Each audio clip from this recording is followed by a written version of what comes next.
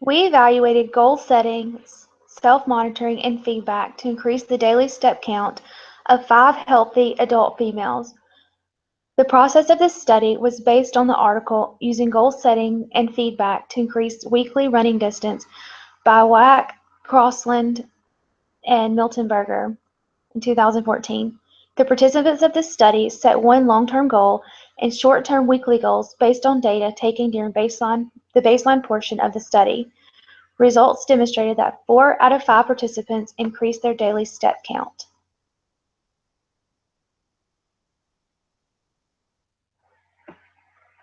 An increase in physical activity has been found to improve mental well-being. Although the universal number of recommended steps per day is 10,000, Tudor, Locke, and Bassett recommends that improvements to increasing daily step counts should be based on baseline values, with less than 5,000 steps considered a sedentary lifestyle index, 5,000 to 7,900 steps considered low active, 7,500 to 9,999 steps considered somewhat active, 10,000 to 12,000 steps considered active, and greater than 12,500 steps to be considered highly active. Although there is a clear knowledge and understanding that exercise will increase health, it is difficult to increase motivation for specifically the sedentary to increase movement. Therefore, the recognition is not enough to make behavior changes. Goal setting, self-monitoring, and feedback are successful interventions in increasing an individual's daily step count.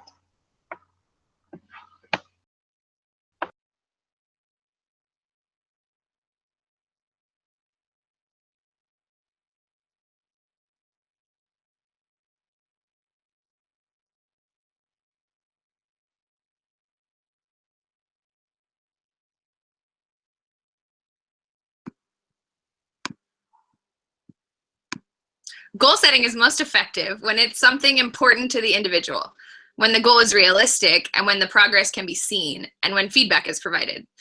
When an individual sets a clearly stated and attainable goal, they're most likely to meet the goal. One method that's been researched is using step counting devices to collect a baseline of daily steps, then to set a goal to increase daily step counting. Mobile device tools and social software can help with managing health and wellness. Wristband pedometers come with an application for an electronic device that will allow a person to set a goal. The device will then record the data on the application and show if the goal for that day was met. In sedentary occupations, the use of a pedometer can help to increase physical activity. When looking at goal setting within research, emphasis can be placed on the type of goal.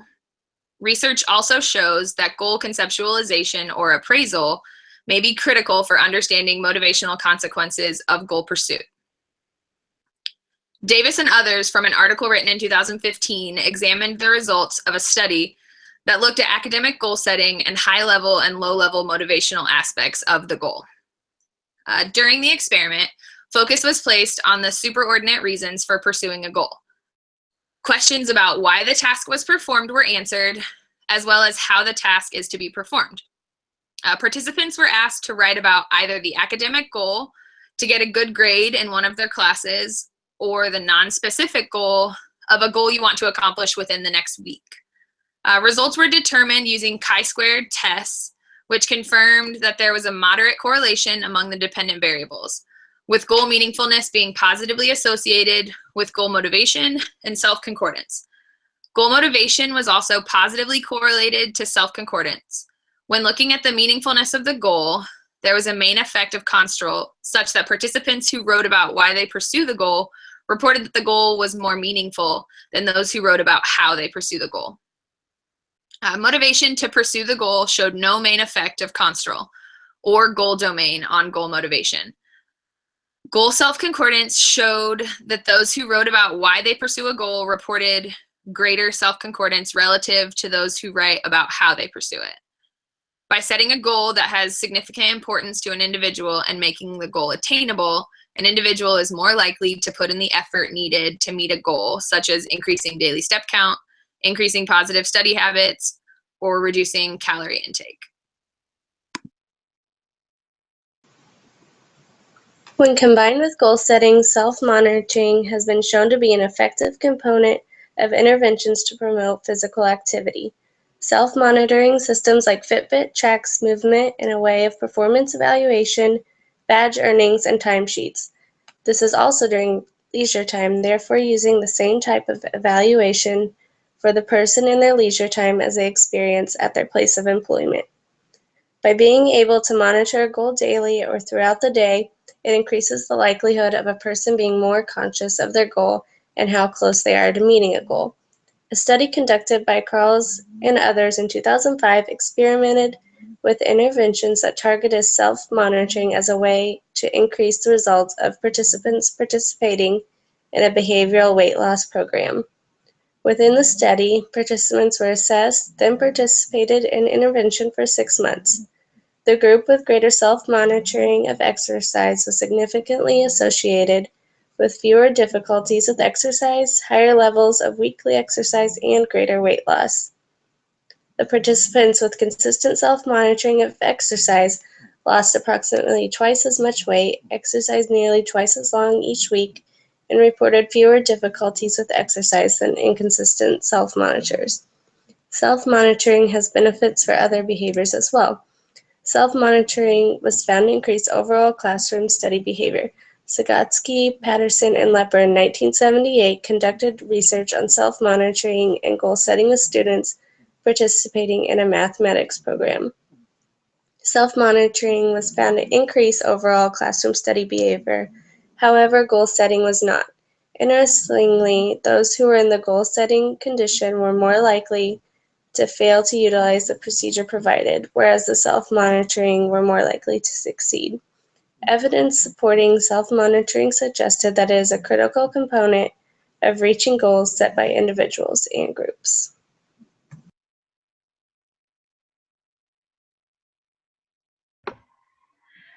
Feedback is an important part of increasing a behavior. When setting and monitoring goals, receiving feedback can increase the likelihood that a person will stay motivated to continue working towards their goals. By sharing results with other individuals and receiving feedback, it can hold a participant accountable for meeting their goal as well as giving them encouragement. Sharing physical activity, including step counting, helps individuals reach their goal by motivating people using social support and social pressure. Musson and Constable 2012 created goalposts and goal line to track increased physical activity. Both iOS applications use weekly goal setting, journaling, rewards, and reviewing data. But goalposts use sharing participants' results with others using Facebook newsfeed. Goal line did not use sharing. 19 participants were used in both groups, and each reported that setting a goal helped motivate them to increase their physical activity. The participants of goalposts stated that sharing the information on Facebook was uncomfortable, but sharing the information with people did help them feel more accountable. Feedback is one of the most powerful influences in achieving and learning, but can be a negative or positive influence depending on the way it is delivered. Haiti and Temporally 2007 poses the feedback model with 3 specific questions. Where am I going? How am I going? And where to next? To clarify the discrepancy between what is understood and what is trying to be understood when providing feedback from teachers, coaches, and experienced persons. When providing feedback based on increasing daily physical activity, a person must examine where the participant is now, where they would like to or need to be, and how they are going to get there. Some physical activity trackers, such as Fitbit and Runkeeper, can provide support and words of encouragement to the runner while they are out running their course, no matter where they are, due to smartphone applications. This allows another aspect of reflections, encouragements, and supports, said Barbozone, 2015. Feedback can influence the person receiving the feedback in a positive or negative way. It can deter a person who is trying to reach a goal or learning a new task if not delivered in a clear and positive way. When giving feedback, it is key to understand that the words and tone used are influencing another person's activity and decisions. It is important for the person receiving feedback is open to the feedback given. Feedback has been used in numerous settings and situations for many years to help shape and change behaviors and performances of individuals. Goal setting, self-monitoring, and feedback have the ability to increase positive behaviors and decrease negative behaviors. The key in goal setting for any situation is to set reachable goals that can be obtained. After setting a goal, self-monitoring will increase the likelihood that the goal will be reached. Feedback can help motivate a person to continue working toward meeting the goal or providing advice for making changes necessary to reach the set goal. These 3 steps can help with individuals who would like to increase physical activity by increasing daily step counts. Using pedometers with applications for electronic devices can help an individual with goal setting, self-monitoring, and feedback from other participants. Okay, so with that being said, we attempted to replicate a study that actually looked at running distance and how to increase the weekly running distance for the participants.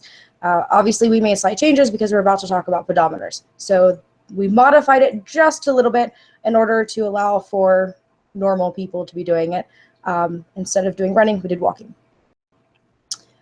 So each group member actually acquired some sort of step counting device, whether it was just something you wore on your wrist that would count it directly on it, or if it was something that actually put it to an application on your phone.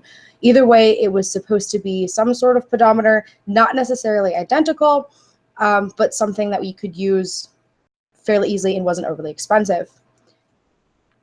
Because of the fact that this study obviously was done at a shorter period of time due to obviously the class, we shortened the original study to about 4 weeks-ish to allow for at least some level of baseline intervention and get some data worth on that, but not, you know. All right, so in the participants, we have 5 women. Obviously, as you can see in the actual presentation, there are 5 of us, and we happen to be female. We're all working towards our masters, as is clear. For this particular thing, we did for class, and as stated, we were replicating an actual article that used running instead of walking. Primarily, we used goal setting and feedback, but we also used self-monitoring as well. But the biggest part, as you'll see in the graphs later on, was that we actually had a goal, and we used that the self-monitoring aspect as a feedback to what we were doing, if that makes any sense. All right, we all live in different states and time zones, so something to consider. So there's going to be some modification to that, particularly since the way in which we did it is going to be slightly different. It still ends up being the same, but yeah. So for this, we did a multiple baseline design, which if you're not aware of a multiple baseline design, it's really where you have each person's going to start on a different day. So you have, say, the first person is going to start doing their baseline study on, say, on Monday, and then once they hit stability, say on, I don't know, Thursday, then they're going to go ahead and go into intervention. The second person might start doing their baseline on Monday or Tuesday, and then they might actually hit intervention, say, on Friday or Saturday. So the point of it is that there's sort of this overlap that's going on. Once we hit a stable baseline, as is expected, we move on to an intervention phase, obviously trying to keep within that multiple baseline criteria. Materials, as I said, are pedometers of some kind, whether it is something that has an app or doesn't. They're not identical. We all had different devices that to use based on your monetary needs or something like that, whether you liked it or didn't like it, that sort of reason. Whether or not they provide accurate count of steps is one that is questionable, but we can talk about that at a later time.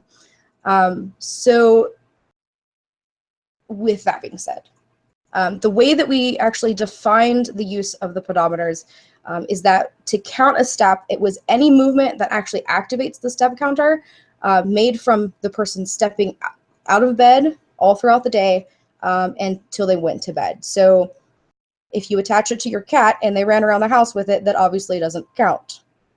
But if you put it on and you walk to the kitchen or to the bathroom, technically you are stepping, therefore it counts.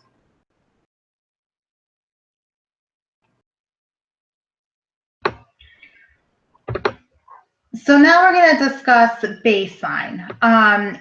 So we did, as mentioned before, a multiple baseline, which is we all started collecting data on the same day. And when the first participant received a stable baseline, they started intervention. And then the next person would start intervention when their baseline was stable.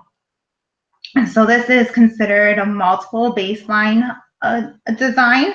And every person started intervention on a different day.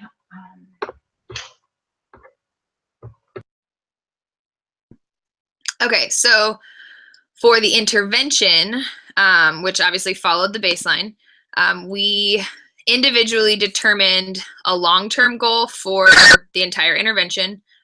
So a distance that we wanted to meet each day by the end. And then we also began with our first short-term goal to indicate how many steps we were going to take over the next week.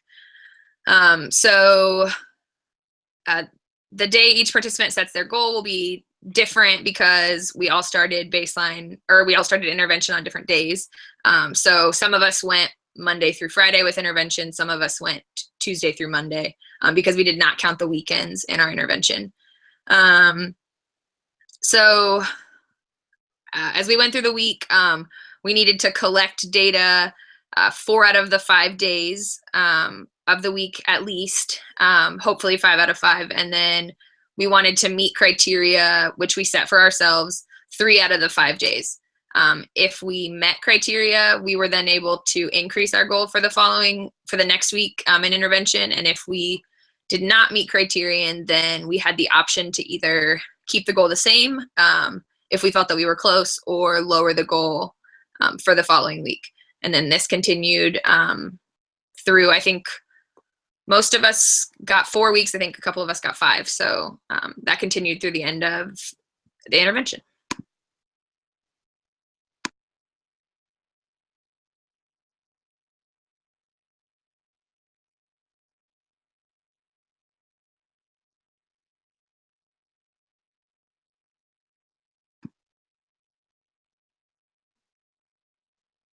And Sarah, if you want to go ahead and cover Iowa. Yes. That's okay. Sorry. For inter-observer agreement, each participant met at least once weekly with another participant to verify the data collection met the criterion. Since the members of the group live in different states and it would not be possible to spend a day together collecting data for each person's total number of steps, the participants shared data via Google Hangouts, Google Docs, and/or text messaging to show total number of steps. The data was shared by showing the IOA partner the steps that recorded using the app for their specific wristbands and expressing their activities for the day. For treatment fidelity, that shows the accuracy and consistency of an intervention to ensure that it is being implemented as it was written, and that each participant conducts the research in the same comparable manner. For the intervention, each participant met as a group via video call and discussed the procedural protocol. Each participant read and understood the baseline and intervention prior to beginning treatment. The operational definition of the behavior being measured was written and read by all participants. 4 of the 5 participants showed an increase in steps daily and had an increasing trend during the intervention phase on the graph, which demonstrates interval validity. With our research group, we also demonstrated external validity within the research design by showing the increasing goals of generalizing across 4 out of 5 participants.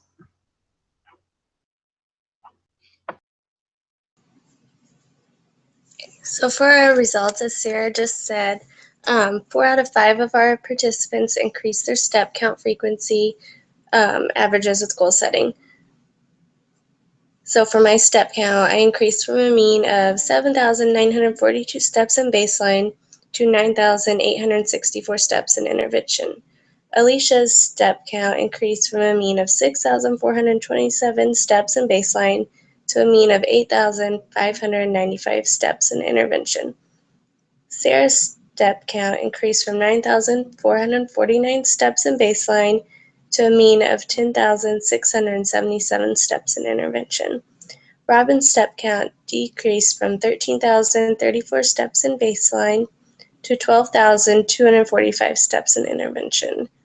Amanda's step count increased from 5,438 steps in baseline to 8,525 steps in intervention.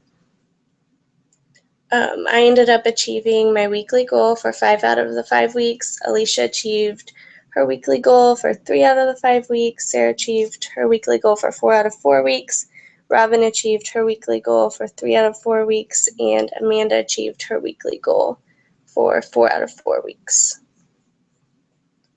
So next, we're going to talk about our graphs. And just as a reminder, we used a multiple baseline design. So each participant will be presenting their graph in the order that they started intervention.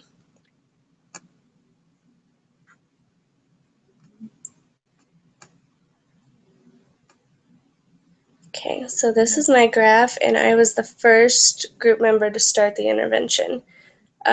I did baseline for 5 days and then started the intervention. During baseline, I averaged 7,941 steps, and my baseline was the most stable out of the group, so I began intervention the following workday. I set my long-term goal at 10,000 steps and my first short-term goal at 9,000 steps. I met this goal 4 out of 5 days, so my next goal was set at 9,500. I also met this goal for 4 out of 5 days, so my next short-term goal was 10,000, and I met it for 4 out of 5 days too. The following week, I started at 10,500, met this goal for 3 out of 5 days, and then my final goal was set at 11,000. This goal was also met for 4 out of 5 days. I have a half work day every Friday and complete most of my homework during this time, so I'm usually sitting and doing homework for the majority of this day. So that shows the large dips in my graph that are usually on the Fridays. And even though I surpassed my 10,000 step goal in week 3, I decided to continue increasing my steps by the same amount each week. My graph has a positive trend and continues to increase each week. I think that if the intervention would have continued, I would have remained stable at around 11,000 steps. During the last week, I did find myself having to pace on myself to get the last 500 to 1,000 steps to achieve that goal. But overall, having goals to meet every day increased my daily step taking. The next group member to start the intervention was Alicia.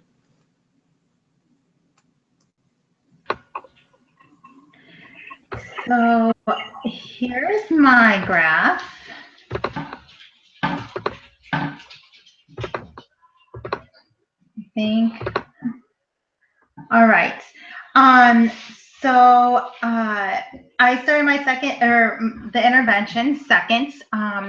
So I had started intervention on day 7, and my total goal was to hit 9,500 steps per day by the end of this intervention. However, for my first short-term goal, I set my goal for 7,500 steps, which I met 4 out of the 5 days. So I increased my goal to 8,500 steps for week 2, which I met 3 out of 5 days. For week 3, days 17 to 21, I set my goal for 9,000, which I met 2 out of the 5 days. So I did not meet that goal for that week. So I continued that goal for week 3. And in week 3, I met my goal 1 out of or week 4, I met my goal 1 out of 4 days. And so I continued the goal for week 5, which I ended up meeting my goal 3 out of 4 days, because we ended the intervention in half of my my week span. So if we continued this intervention, I think I would have increased my steps per day. And for like the following week, I would have increased my goal to 9,500, which at that point, I would have met my overall goal. As stated before, I had a mean in baseline for 6,427 steps. And in intervention, I had 8,595 steps per day. I believe that this intervention was successful for me as I increased my steps per day. Now we will be discussing Sarah's graph.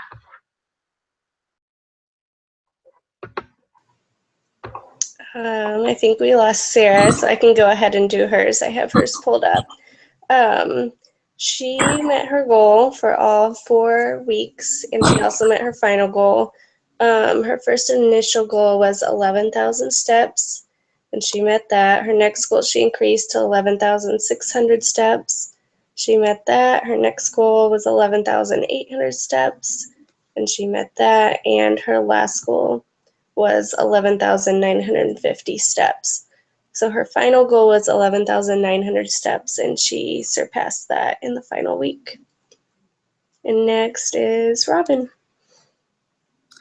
All right. Let me pull up my graph.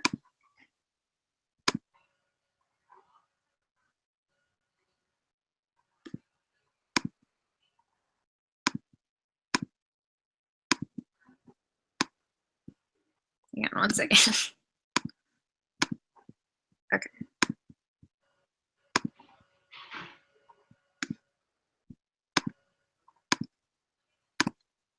There we go. Okay. So my baseline lasted for 10 days due to the variability within my baseline. I think one of the variables that affected my baseline was the number of clients I had that day, or all of those days. During that time, I was with 4 clients a day, so I had 8 hours of therapy at work each day, which definitely increased my step count. And then later during intervention, the number of hours a day that I had clients kind of varied significantly. But once I felt I had a stable baseline, after day 10, I did set my long-term goal at 14,000 steps. And my first week short-term goal was 13,500. So days 11 through 15 were week 1. I only met criteria 1 of the 5 days. And due to such a low frequency of steps, I went ahead and decreased my goal for the second week. So I went down 500 and I set my goal at 13,000. And week 2 was still hard. I only met it 3 out of 5 days, but I was at least able to increase it and meet my goal for that week. So week 3, I set my goal for 13,500. And then I started volleyball that week. So I think that helped my step count. So I was able to meet my goal week 3. The final week, I set my goal for 13,750 and successfully met that 3 out of the 5 days. And although I did meet criteria 3 of the 4 weeks, I wasn't able to increase like my overall average of steps. So I initially had over 13,000 in baseline, and then my average at the end was 12,245.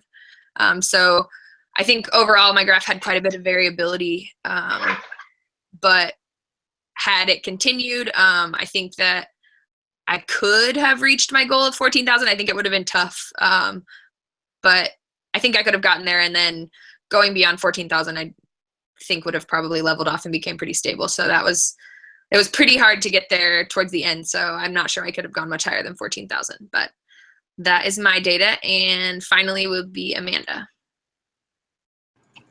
All right. Oh my goodness, let me find it first. Okay, so there's my graph. Isn't it lovely? Okay, so I am an underachiever. So when you look at my graph, I went to baseline, my average low portion was something like, if you took it by week instead of by overall, something around 4,000 some odd change. It's really not important. The point of the matter is that for my criteria, I had a minimum of 10% increase. So if for 1 week I had, in general, on average, say like 4,600, then I would add 460 onto that, and that was my criteria for the next week in average. As you can see in my lovely thing, at about 10 is when I lost my pedometer because I'm a goon. And so I lost it. So for about 3 days, I had nothing. So whether or not my step had increased between those days is hard to know. There's no data there. Sorry about that. So then I got a new pedometer and started retracking everything. There's an increase, obviously, which may or may not have to do with the pedometer. It's hard to know. But there's still an increase. Now, when you look at the data on my criteria, so for week 1, my goal, based on my 10% of the average of the last week and such, was 4,068, which I hit easily. So then what I did was, after week 1, I took that average and then I added 10% on top of that. So that would be 406.8. I rounded up to 407, added that on top of that. So for week 2, my criteria was 4,474, which I hit, no problem there. Again, 10% of 4,474, add that on top, and that's my next week. And that was 4,921, which, if you look at the graph, in general, I don't have a problem hitting that. For the last week, I had to hit 5,413. Now which was the problem. My ultimate goal was at most to be 6,000 because I'm an underachiever. So if you look at the graph, in general, I seem to hit that. Now, there are a couple of days that are low. In my particular job, we switch kiddos every quarter or so, which means that I may or may not have more time available, which means I may or may not be at my desk a little bit more often than I would previously. So at that point, I had actually had different time periods or different kiddos, or maybe a kid had been out and that sort of thing, so I didn't walk quite as much. So that dip is largely to deal with that. Whereas the increase is, I had a multitude of kids that day, which is not normal for me to have, but we had someone out sick. So in general and on average, I did see an increase in my steps. If we continued on, would I actually probably seek out a higher number? Who knows? I don't even know. Probably would go to something like 6,500. Again, not really seeking that much on my end. But yeah, so in general, it looks like, if you're looking at the graph, that the interventions seem to work. But again, because I did lose my pedometer and I had to get a new one, which ended up to not be the same one that I had before, it may have actually been a miscount. But again, it's hard to tell without actually doing that over again. So taking it as it is, the intervention seems to have potentially worked at increasing my step count, though towards the end it gets a crazy variable. All right, there we go.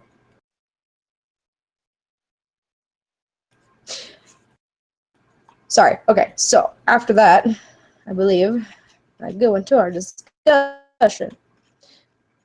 I like to confuse everybody. All right, so with all that being said, I've already mentioned a couple of things before, such as the fact that we did use different pedometers.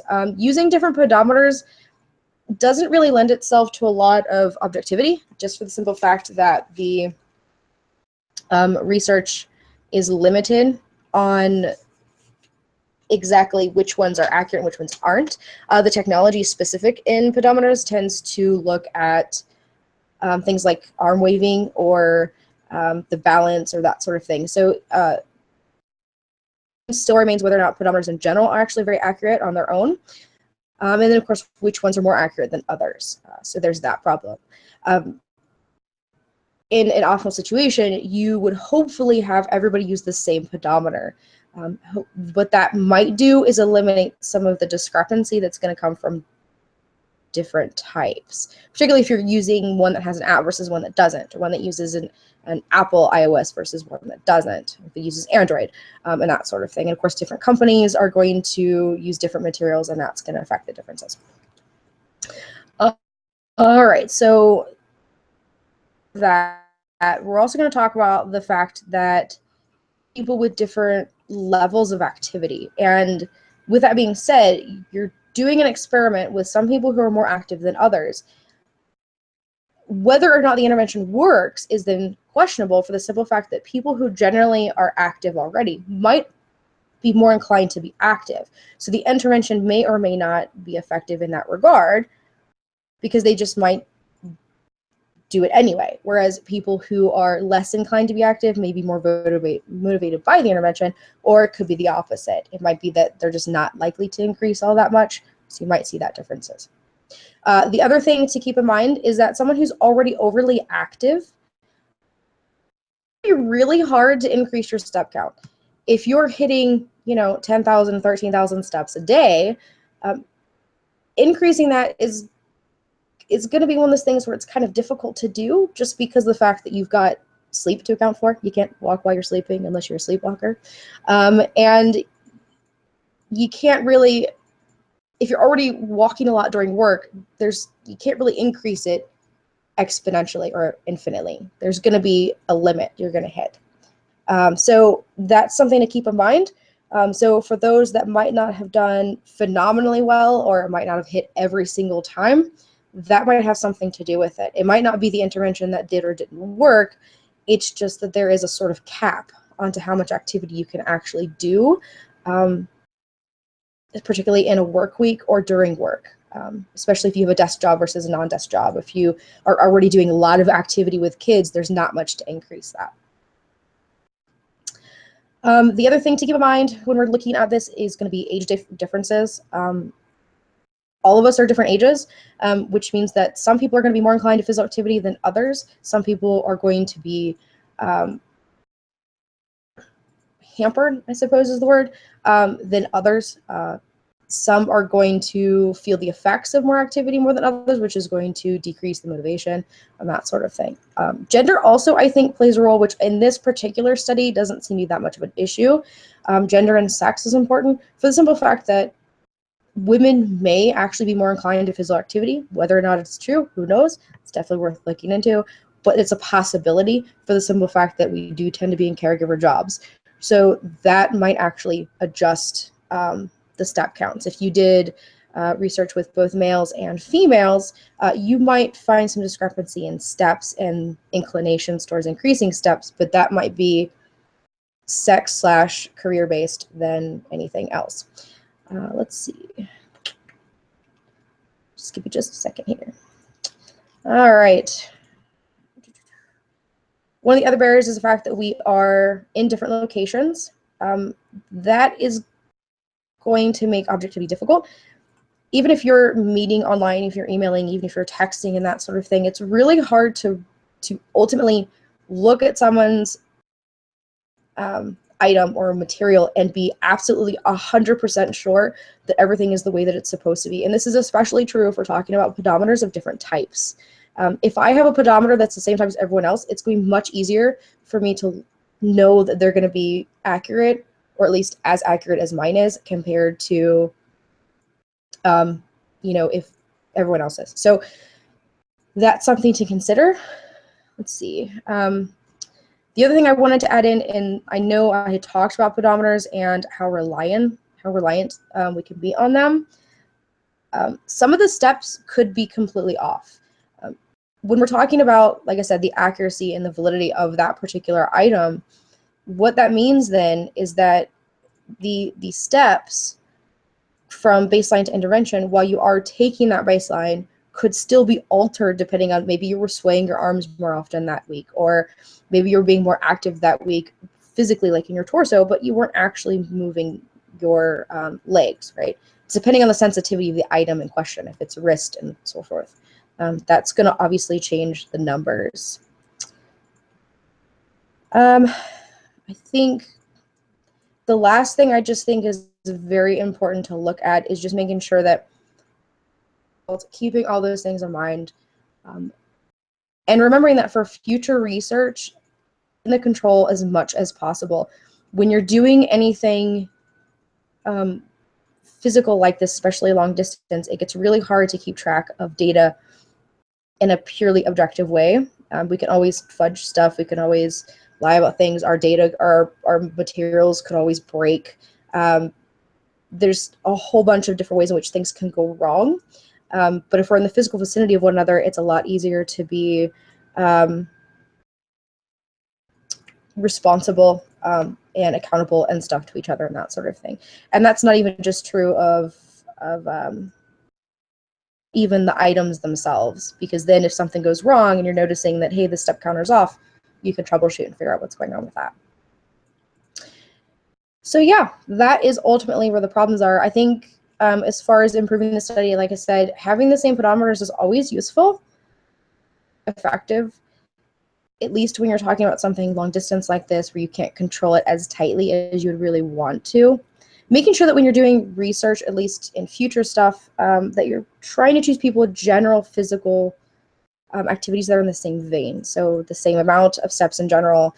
You don't have someone who's more active or less active and that sort of thing. That's going to help with your accuracy on what you're doing.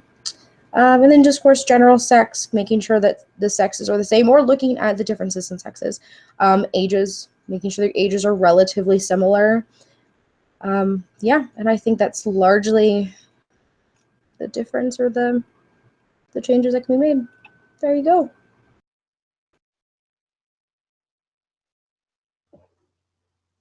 Thank you for taking time to watch our study. Although not all participants met the long-term goal of their goal set based on baseline, we still felt as a whole that setting goals and monitoring goals and receiving feedback from each other helped us to increase our daily steps overall. And I just wanted to share real quick that I realized my graph did not show. So I wanted to be able to share this with you all before we ended today.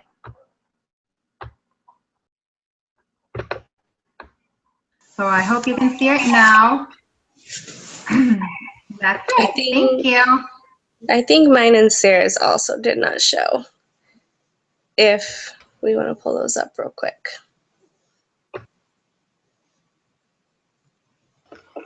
Sorry guys, I had some technical issues. My computer completely restarted right in the middle of that, so I can show my graph really quickly.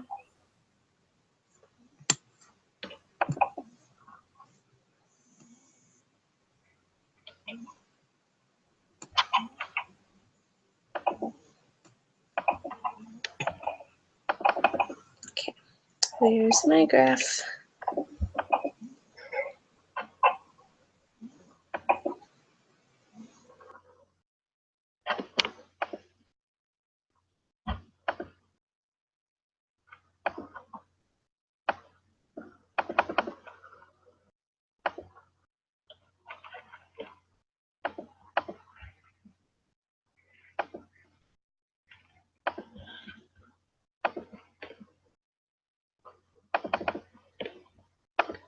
Sorry, I'm trying to pull it up.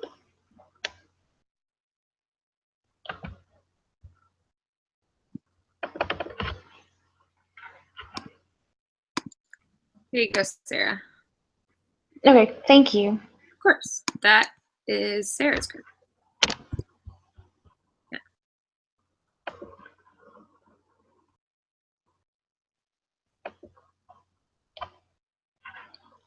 Thank you. I had some trouble at the beginning. My pedometer broke the very first day.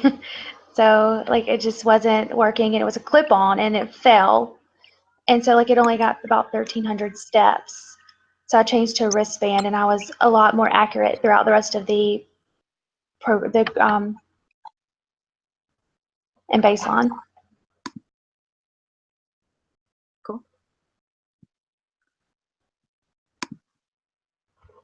For baseline, I did 7 days of baseline, and then I started intervention, and I was able to meet my goal all 4 weeks. I started with my long-term goal of 11,900 steps, and each week I increased by meeting the goal of three or more days of criterion. I was able to increase intervention for 4 weeks, and my end goal, or my last week, my 4th week of intervention, my goal was 11,950 steps. So I actually beat my end goal by 50 steps. This intervention was really, really great for me personally, just the self-monitoring and feedback.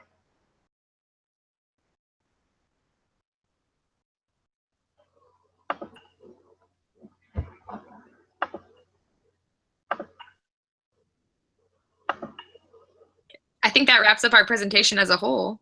So Yeah. thank you for watching.